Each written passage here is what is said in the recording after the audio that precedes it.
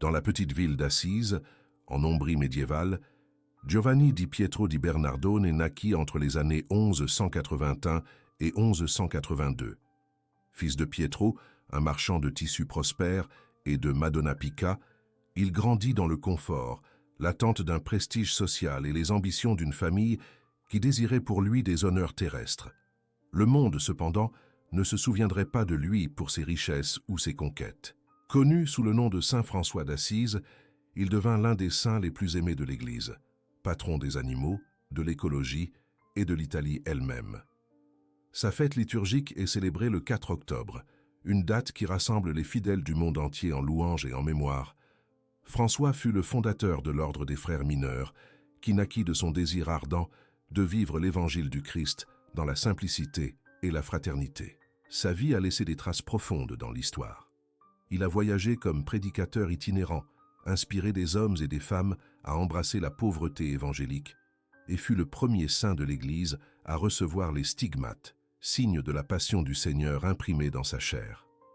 Le contraste entre sa jeunesse joyeuse, rêveuse et festive, et son abandon radical au Christ pauvre et crucifié, éclaire encore aujourd'hui ceux qui cherchent des réponses au milieu des douleurs de l'existence.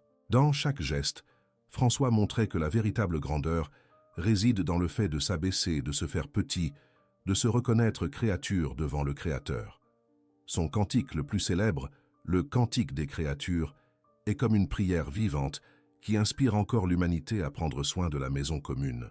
Dans l'Évangile selon Matthieu, nous lisons « Cherchez d'abord le royaume de Dieu et sa justice, et toutes ces choses vous seront données par surcroît. » Matthieu, chapitre 6, verset 33.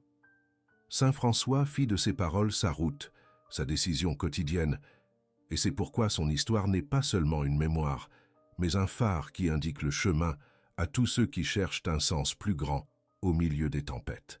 Giovanni di Pietro di Bernardone est né à Assise, une ville médiévale marquée par des murs de pierre et des collines fertiles qui reflétaient autant la beauté de la création que les tensions d'une époque où le pouvoir et la richesse définissaient les destins. Son père, Pietro, était un marchand de tissus prospère, un homme d'affaires astucieux qui voyageait entre l'Ombrie et la France à la recherche de profit et de prestige. Sa mère, Madonna Pica, était connue pour sa douceur et sa piété, offrant au garçon une tendresse qui l'accompagnerait au milieu des inquiétudes de sa jeunesse. Ainsi, François grandit entre la rigueur des affaires de son père et la délicatesse de la foi héritée de sa mère. Dès son plus jeune âge, la maison des Bernardone était marquée par l'abondance et l'agitation.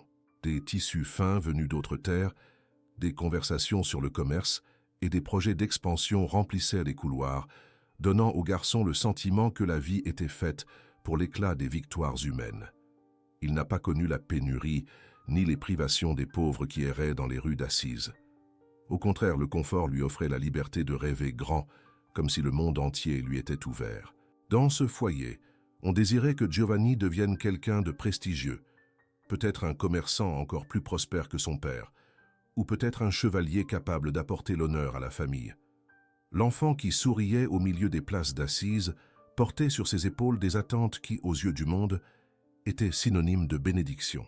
Cependant, derrière cet environnement d'abondance, Dieu préparait déjà une voie différente, où la grandeur ne viendrait ni des titres ni des richesses, mais d'un cœur disposé à se vider par amour. En marchant dans les rues pavées de la ville, le jeune François était déjà enchanté par les musiques et les poésies qui circulaient parmi les troubadours. Il aimait la beauté, la joie, les sons qui faisèrent de la vie une fête sans fin. Ce goût pour l'art, cultivé dès le début, deviendrait plus tard une clé spirituelle. Le même cœur qui chanterait un jour lors des fêtes chanterait aussi des louanges à Dieu avec des mots si simples que même les oiseaux semblèrent les comprendre. Le début de la vie de François fut un miroir de ce que beaucoup d'entre nous vivons, l'illusion que la sécurité réside dans ce que l'on possède et non dans ce que l'on est. L'enfant d'Assise semblait destiné à suivre la voie de son père, à chercher le pouvoir, à conquérir la reconnaissance. Mais comme nous le rappelle le psaume 127, « Si le Seigneur ne bâtit la maison, en vain travaillent ceux qui la construisent. Si le Seigneur ne garde la ville, en vain veille la sentinelle. » Psaume chapitre 127, verset 1. Cet enfant entouré d'abondance ne trouverait le véritable fondement de la vie que lorsqu'il découvrirait que tout ce qu'il possédait n'était rien devant Dieu. Ainsi commença le voyage du saint qui, un jour, choisirait de se faire appeler frère mineur. Sa naissance eut lieu au milieu des richesses, mais son destin était caché dans la pauvreté. Il grandit entouré d'attentes humaines, mais il serait conduit par une force supérieure qui le mènerait à abattre les murs de son propre cœur pour devenir un reflet de la simplicité de l'Évangile. La jeunesse de Giovanni di Pietro di Bernardone, qui serait plus tard appelé François, s'épanouit dans un environnement d'abondance. Assise, bien qu'étant une petite ville, respirait l'atmosphère des chants des troubadours, des processions religieuses et des ambitions de famille cherchant à s'affirmer dans une Italie divisée entre fiefs et pouvoirs émergents. Dans cette atmosphère, le garçon grandit enveloppé par l'éclat des fêtes et la promesse d'un avenir plein d'honneur. Il ne fut pas formé aux études des lettres érudites, ni ne plongea dans les grands traités de philosophie qui circulaient dans les universités de l'époque. Son éducation fut pratique, modelée pour les affaires de la famille, destinée à le rendre apte à négocier, vendre, faire du profit et soutenir le prestige des Bernardone. Il apprit à compter les pièces avant même de déchiffrer de longues phrases, car ce que l'on attendait de lui n'était pas la sainteté, mais la continuité du commerce. Cependant, le jeune François, même s'il obéissait aux attentes, révélait très tôt un cœur enclin à la beauté. Tandis que beaucoup ne se préoccupaient que de contes et de marchandises, il se laissait charmer par la musique et la poésie. Il trouvait dans les chansons qui venèrent de France un idéal de vie, des chevaliers nobles, des batailles justes, des amours purs, des gestes héroïques. Ce monde de rêve remplissait son imagination et lui faisait désirer une gloire qui allait au-delà du commerce. La jeunesse lui offrit la saveur des fêtes. Il aimait la compagnie de ses amis, la musique qui se répandait sur les places d'assises, les banquets qui embellissaient les nuits. Souvent, il était le centre de l'attention, généreux avec ceux qui l'approchaient et toujours prêt à offrir de la joie.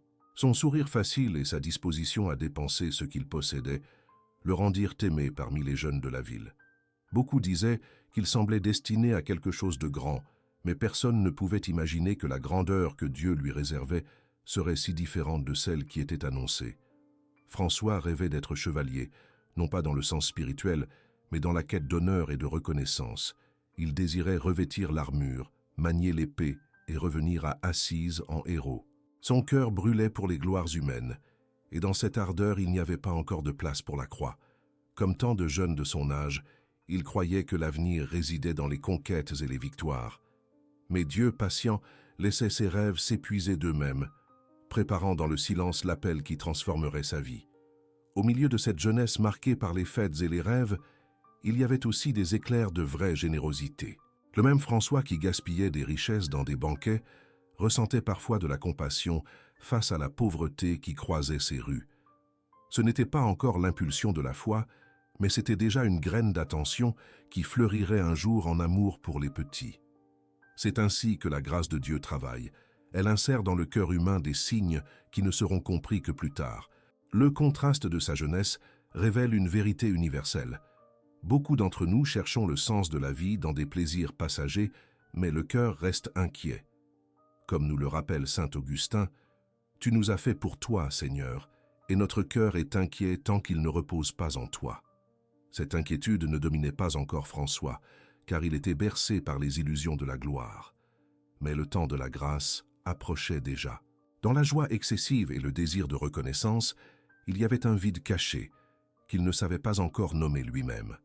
Ce jeune homme, qui dansait dans les rues illuminées, marcherait un jour pieds nus à travers les champs, appelant le vent son frère et le feu son compagnon. Ce qui semblait n'être qu'une jeunesse sans limite était en réalité le scénario dans lequel Dieu commençait à préparer un cœur pour être radicalement sien. Les rêves de chevalier qui animaient le cœur de François l'ont conduit à chercher la gloire dans les conflits de son époque. Quand Assise s'est engagé dans des luttes contre des villes voisines, il s'est lancé avec enthousiasme, croyant que la bataille serait le chemin vers la conquête de la célébrité. Mais ce qu'il attendait comme un triomphe est devenu une prison. Vaincu avec ses compagnons, il fut capturé et emmené à Pérouse, où il resta emprisonné pendant environ 1 an. En prison, le jeune homme joyeux des fêtes connut le silence forcé. Là où il n'y avait ni fête ni chant, le cœur de François commença à être travaillé. Il fut éprouvé dans son espérance et le poids de l'obscurité autour de lui apporta les premières questions sur le sens de la vie. Ce qui semblait n'être qu'un revers militaire fut en réalité une plongée en lui-même, où la vanité trouva ses limites. Libéré, il retourna à Assise avec un corps affaibli et une âme inquiète. Une maladie prolongée le laissa alité, l'empêchant de vivre les aventures qu'il désirait tant. Les jours de fièvre et d'impuissance lui firent expérimenter, pour la première fois, que la vie ne peut être soutenue uniquement par des rêves humains. Pendant les longues heures de douleur, il se vit confronté à la fragilité de sa condition et commença à soupçonner que Dieu l'appelait à quelque chose de plus grand. En se rétablissant, François recommença à marcher dans les rues d'Assise. Mais quelque chose avait changé. Le même jeune homme qui détournait auparavant le regard des pauvres commença à voir en eux un miroir de sa propre vulnérabilité. Ce fut à cette époque qu'il eut ses premières rencontres marquantes avec des lépreux. La répulsion initiale fit place à un geste de compassion lorsqu'il surmonta sa peur et toucha ceux qui étaient rejetés par tous. Ce contact ne fut pas seulement humain, mais spirituel.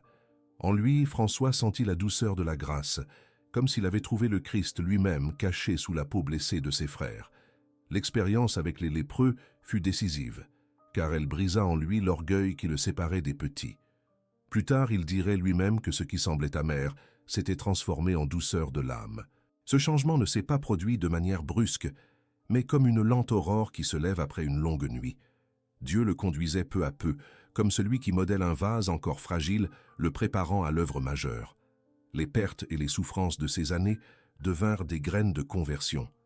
La prison montra la fragilité de la gloire humaine, la maladie enseigna la limite de sa propre force, et la rencontre avec les pauvres révéla la présence cachée du Christ chez les rejetés. C'était comme si le Seigneur lui répétait ce qui est dans l'Évangile. « J'étais malade, et vous m'avez visité. J'étais en prison, et vous êtes venu me voir. » Matthieu, chapitre 25, verset 36. François non seulement écouta, mais vécut cette parole, et elle marqua à jamais le cours de sa vie. Ces premiers événements furent comme un désert spirituel, où Dieu l'appela à revoir ses chemins. Le chevalier rêveur était en train d'être transformé en disciple, sans encore comprendre pleinement. La vanité, peu à peu, cédait la place à la compassion. Ce qui était auparavant un désir d'honneur devenait un désir de sens. Ainsi, dans le silence de la maladie et la proximité de ceux qui souffraient, naissait le François que le monde connaîtrait comme le frère de tous. L'inquiétude qui grandissait dans le cœur de François atteignit un point décisif lorsqu'il réalisa qu'il ne pouvait plus vivre partagé entre les rêves de gloire et l'appel silencieux de Dieu. La rencontre avec les pauvres lui avait montré un Christ caché dans la souffrance humaine, et la prière devant le crucifix de la petite église de Saint-Damien lui révéla une voie claire qui changerait à jamais son destin. Là, au milieu de la simplicité d'un temple presque en ruine, François entendit dans son âme les paroles que le Seigneur lui adressait. « François, va et répare ma maison qui, comme tu le vois, tombe en ruine. » Au début, il prit ces mots au pied de la lettre et commença à restaurer des églises de ses propres mains, vendant les marchandises de son père pour acheter des pierres et réparer les murs. Ce fut le début d'une tension avec sa famille, surtout avec Pietro qui ne comprenait pas le chemin de son fils. Le marchand voyait du gaspillage, là où, en réalité, il y avait don de soi. Il voyait du déshonneur, là où il y avait fidélité à un appel plus grand. La relation devint de plus en plus difficile, jusqu'à ce que le moment de la rupture arrive. Devant l'évêque d'Assise et toute la ville, François prit la décision qui marquerait à jamais sa vie. Il renonça à l'héritage, aux biens et même aux vêtements qu'il portait. Dépouillé de tout, il déclara que désormais, il n'appellerait que Dieu comme Père. Ce fut un acte radical mais profondément libérateur. François ne se rebellait pas contre son Père terrestre, mais se donnait au Père céleste pour vivre comme le Christ pauvre a vécu. Là, sous le regard du peuple et de l'Église, il devint véritablement libre. Cette scène ne fut pas de violence, mais de lumière. Le jeune homme qui avait autrefois porté des vêtements coûteux se plaça nu devant la vie, comme celui qui renaît à une nouvelle existence. Ce n'était pas un geste d'humiliation, mais de confiance. En donnant tout, François recevait en échange le don de vivre soutenu uniquement par la providence divine. Sa nudité n'était pas faiblesse, mais le vêtement nouveau de la foi. Car comme il est écrit, « Revêtez-vous du Seigneur Jésus-Christ ». Lettre aux Romains, chapitre 13, verset 14. Ce jour-là, naquit le pauvre d'Assise. Non plus Giovanni di Pietro di Bernardone, héritier de tissu et de monnaie, mais François, frère mineur, serviteur de tous, disciple radical de l'Évangile. Son cœur expérimenta une joie qu'il n'avait jamais connue dans les fêtes, les banquets ou les rêves de chevalier. En perdant tout ce qui était à lui, il gagna le trésor qui ne passe pas, la liberté de marcher avec le Christ. Cette décision fut la ligne de démarcation de son histoire. À partir de là, sa vie ne serait plus guidée par des projets humains, mais par le vent de l'esprit. S'il cherchait auparavant la reconnaissance, il cherchait maintenant seulement à servir. S'il désirait auparavant être honoré, il désirait maintenant être petit. Ce geste public, si incompris par beaucoup, fut le point où François devint un signe vivant de la parole de Jésus. « Si quelqu'un veut venir après moi, qu'il renonce à lui-même, qu'il prenne sa croix et qu'il me suive. » Évangile selon Matthieu, chapitre 16, verset 24. François fit ce choix non comme un fardeau, mais comme un chant. Dans son renoncement, il y avait de la joie, car il découvrit que seul celui qui se vide de lui-même peut être rempli par Dieu. Et à partir de ce moment, sa vie deviendrait un témoignage vivant que la vraie richesse n'est pas dans la possession, mais dans le fait d'appartenir au Christ. La décision de renoncer à tout ouvrit à François une voie totalement nouvelle. Sans rien posséder, il se mit à marcher sur les routes de l'Ombrie comme un pèlerin de l'Évangile. Ses paroles n'étaient pas des discours recherchés, mais simples, tirés directement de la vie du Christ. Il prêchait par son existence même, se vêtant de pauvreté et vivant comme le frère de tous. Le peuple s'émerveillait de voir un jeune homme qui avait abandonné l'abondance de sa famille pour choisir la simplicité la plus radicale. Sa vie devenait un sermon vivant, compris même par ceux qui n'avaient pas d'instruction. Bientôt, d'autres hommes s'approchèrent, touchés par cette manière différente de vivre la foi. Il n'y avait ni structure ni plans élaborés. Ce qui les unissait était le désir sincère de suivre Jésus comme les premiers disciples, sans rien emporter sur le chemin. Se formait ainsi la petite fraternité qui donnerait naissance à l'ordre des frères mineurs. Ils ne cherchaient ni titre ni position, mais voulaient être vus comme des mineurs, serviteurs des petits, reflet de l'humilité du Christ. La force de cette expérience attira l'attention de toute la région, jusqu'à ce que François réalise qu'il était nécessaire de présenter à l'Église la forme de vie qu'il menait. Alors, il se rendit à Rome avec ses premiers compagnons pour demander la bénédiction du pape Innocent III.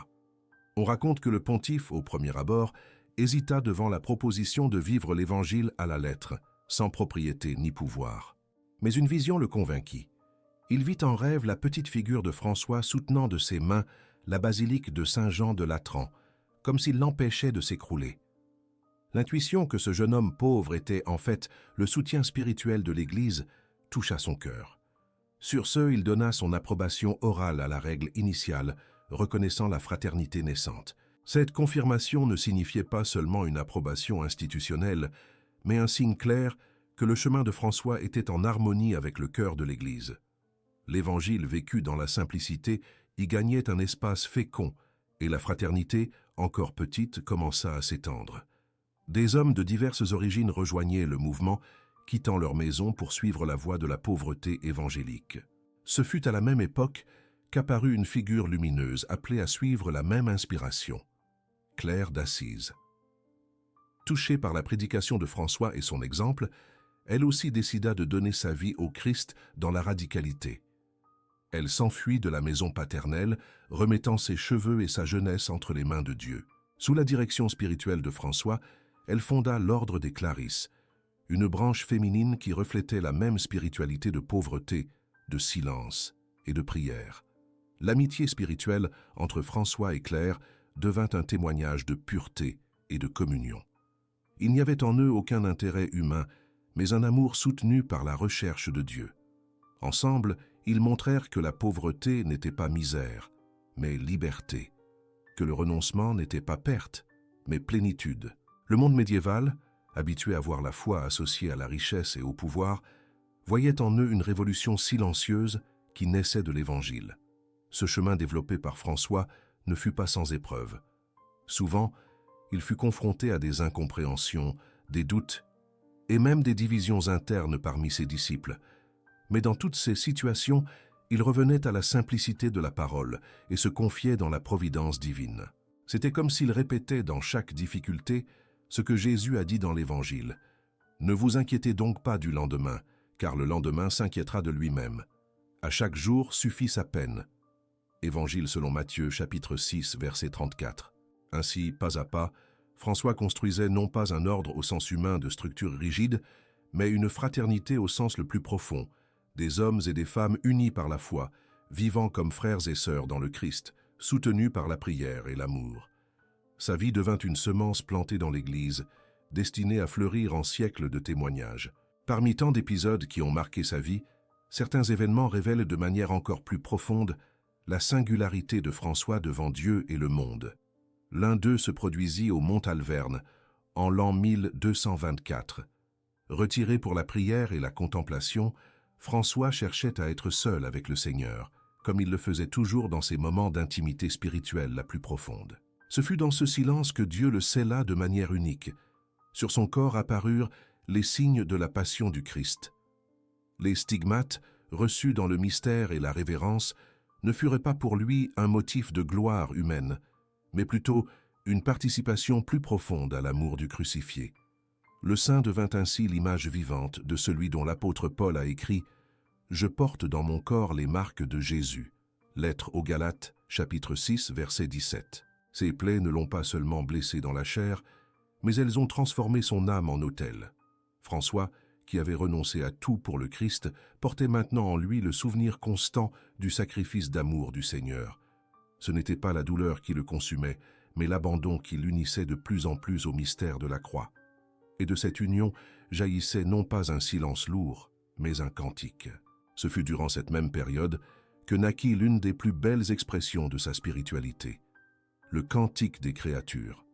En lui, François n'exaltait pas sa douleur, mais louait la grandeur du Créateur, appelant le soleil son frère, la lune sa sœur, le vent son compagnon et même la mort sa sœur accueillie dans l'espérance. Le monde, qui paraît si souvent ennemi, devenait pour lui une famille qui chante en harmonie autour du Père. Un autre moment notable fut son audace de traverser les frontières et de se rendre en Terre Sainte pendant les croisades. Tandis que beaucoup ne voyaient dans ce conflit que guerre et conquête, François y voyait une opportunité de témoignage. Il s'approcha du sultan Malik al-Kamil, non pas avec des armes, mais avec des paroles de paix. Cette rencontre n'entraîna pas de conversions immédiates, mais elle montra qu'il est possible de dialoguer sans haine, de respecter sans perdre la foi, d'annoncer le Christ sans violence. François, dans sa simplicité, planta là une graine de fraternité universelle qui inspire encore aujourd'hui chrétiens et non-chrétiens. Sa vie toucha également profondément la culture de son temps. Des artistes comme Giotto, en peignant des épisodes de sa vie, n'ont pas seulement enregistré des souvenirs, mais ont ouvert une nouvelle sensibilité dans l'art, où la foi devenait plus humaine, plus proche, plus sensible. La littérature spirituelle médiévale trouva en lui une source d'inspiration, transformant sa vie en poésie, en prière et en exemple pour les siècles futurs. François cessa d'être seulement l'homme de sa ville pour devenir une image universelle de simplicité et d'amour. Ces événements montrent que sa vie ne fut pas seulement marquée par des choix radicaux, mais couronnée par des signes extraordinaires de Dieu. La marque des stigmates, l'audace de la paix au milieu des guerres, le cantique de fraternité avec la création et l'inspiration qu'il offrit aux arts furent comme des lumières qui confirmèrent à son appel. Le pauvre d'Assise devenait de plus en plus un reflet vivant du Christ pour le monde. Les dernières années de François furent marquées par la fragilité du corps et l'intensité de l'âme. Les maladies l'accompagnèrent, le laissant de plus en plus affaibli. Sa vision commença à faiblir, ses forces physiques s'épuisaient et les stigmates le rendirent encore plus limité dans ses gestes quotidiens. Cependant, sa faiblesse ne fut pas un signe de défaite, mais de victoire spirituelle. Celui qui avait choisi de vivre comme frère mineur resta fidèle à sa vocation jusqu'au dernier soupir, soutenu par une joie qui ne dépendait pas du corps, mais de la communion avec Dieu. Sa demeure choisie pour cette fin ne fut ni palais, ni couvent de luxe, mais l'humble portioncule, petite chapelle qui avait été le berceau de la fraternité franciscaine. Là, étendu sur le sol simple, François demandait que sa vie soit consumée comme une offrande d'amour. Ses dernières paroles furent des chants, des louanges au Créateur qu'il avait toujours reconnu comme père et ami. Même la sœur Maure, qui est crainte par beaucoup, fut accueillie par lui avec sérénité, car il avait déjà appris à voir en elle un passage vers la plénitude de la vie dans le Christ. Le moment de son départ eut lieu le 4 octobre de l'an 1226. Ce ne fut pas un adieu sombre, mais un cantique d'abandon. Ses frères franciscains témoignèrent de la manière dont l'homme qui s'était dépouillé de tout termina sa vie sans rien posséder, si ce n'est la richesse de la foi. François partit en chantant, comme il avait vécu, laissant derrière lui non pas l'ombre d'une perte, mais la lumière d'un héritage qui traverserait les siècles. L'Église, touchée par la force de son témoignage, ne tarda pas à le reconnaître comme saint. Seulement 2 ans après sa mort, en 1228, le pape Grégoire IX le canonisa solennellement. C'était comme si le Saint-Esprit avait accéléré les pas pour que le monde entier puisse contempler dans le pauvre d'Assise un miroir de l'Évangile. Peu après fut érigée dans sa ville la majestueuse basilique de Saint-François, qui garde encore aujourd'hui ses restes mortels et attire des pèlerins du monde entier, non comme un monument de gloire humaine, mais comme le signe d'une vie consumée dans l'amour. Sa fin terrestre n'a pas mis un terme à sa mission, mais l'a multipliée. De l'Ombrie à tous les continents, la spiritualité franciscaine s'est répandue en ordres, congrégations, mouvements et familles qui continuent de vivre la simplicité, la fraternité et l'amour pour la création. François, qui avait appelé le soleil son frère et la lune sa sœur, est également devenu le frère de chaque homme et femme qui cherche la vraie paix dans le Christ. Sa vie nous rappelle à tous que la douleur peut être transformée en louange, que la pauvreté peut se convertir en richesse de l'âme, et que la mort n'est pas une fin, mais une rencontre. Comme l'a dit le Seigneur, « Je suis la résurrection et la vie. Celui qui croit en moi vivra même s'il meurt. » Évangile selon Jean, chapitre 11, verset 25. François a cru à cette promesse, et c'est pourquoi son histoire est plus vivante aujourd'hui qu'elle ne l'a jamais été. Ainsi s'acheva son chemin sur terre, non par le silence d'une fin, mais par le chant de l'éternité. François d'Assise, le frère mineur, est devenu un phare d'espérance pour tous ceux qui cherchent en Dieu la réponse aux douleurs de la vie. La vie de François d'Assise ne peut être comprise seulement comme une succession de faits, mais comme un chant vivant de l'Évangile. Il naquit dans le confort, grandit entre fêtes et rêves de gloire, connut la prison et la maladie, expérimenta la rencontre avec les pauvres, renonça à ce qu'il possédait devant toute la ville et fit de la pauvreté sa plus grande liberté.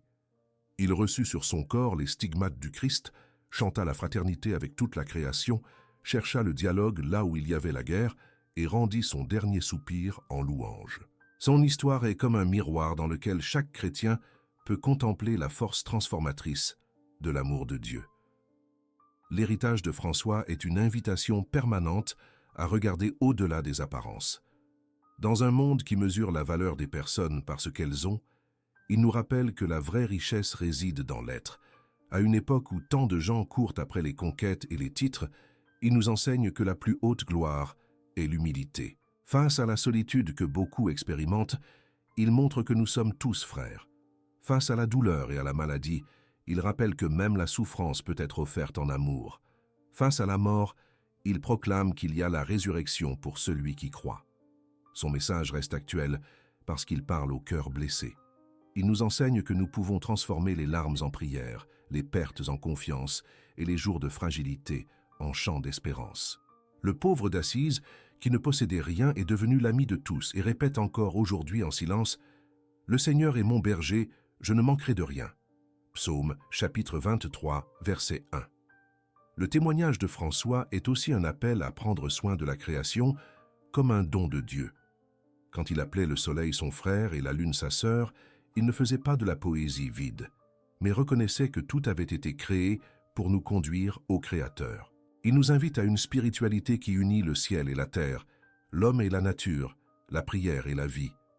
Sa voix continue de résonner comme une prophétie pour notre temps, nous rappelant que nous ne pouvons pas maltraiter l'œuvre de Dieu sans nous blesser nous-mêmes.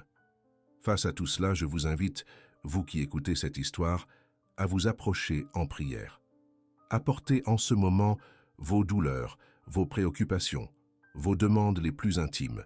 Présentez devant Dieu ce qui pèse sur votre cœur, la santé d'un être cher, la conversion de quelqu'un que vous aimez, la solitude qui vous visite, le manque de force face à la maladie. Placez tout cela entre les mains du Seigneur en demandant l'intercession de saint François, qui a su transformer sa propre fragilité en don. Prions ensemble. Seigneur, toi qui as appelé François à être le reflet vivant de ton Fils, donne-nous la grâce de vivre avec simplicité, d'aimer avec générosité et de nous confier entièrement en ta providence. Que chacun de ceux qui écoutent cette histoire trouve en François un frère, une consolation et un guide pour les jours de tribulation. Si cette histoire a touché votre cœur, partagez-la avec quelqu'un qui a besoin d'espérance. Abonnez-vous pour continuer de cheminer avec nous et laissez également votre intention de prière, afin qu'ensemble nous puissions former une grande fraternité de foi soutenue par l'amour du Christ, comme l'a rêvé le pauvre d'Assise.